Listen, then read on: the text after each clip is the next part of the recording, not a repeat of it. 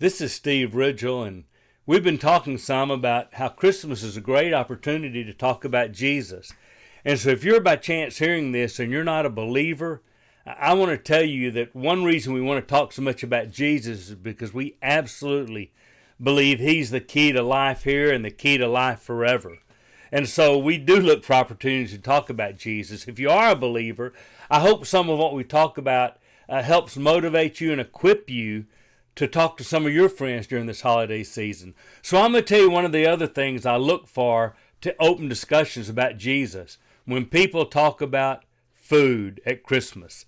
Now, Thanksgiving's easy because everybody talks about the turkey, and sometimes at Christmas they talk about turkey, or they'll say, we have a big Christmas meal, everybody's there, and Uncle Bill's going to bring that stuff we can't eat, and I hope Aunt Susie brings her cookies, and on and on and on they go about the food they like, the food they don't like, who's quirky at the meal, who they hope they get to say, all these things.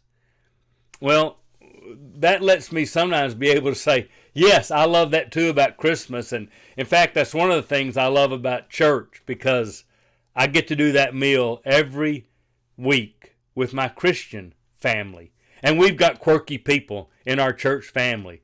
We've got people that are hard to get along with, and we've got people that are struggling in their walk. And so sometimes they don't behave appropriately. And we've got people that are doing great and people that are encouraging. And, it's that taking communion together.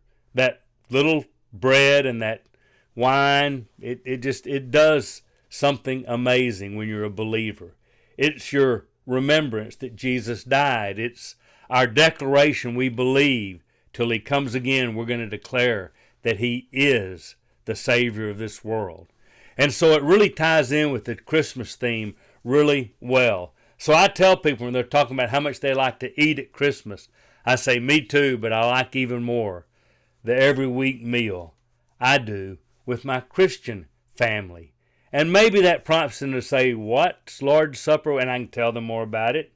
Maybe it prompts them to say, oh, yeah. And it lets me say, well, Jesus is kind of Christmas, Jesus, meal.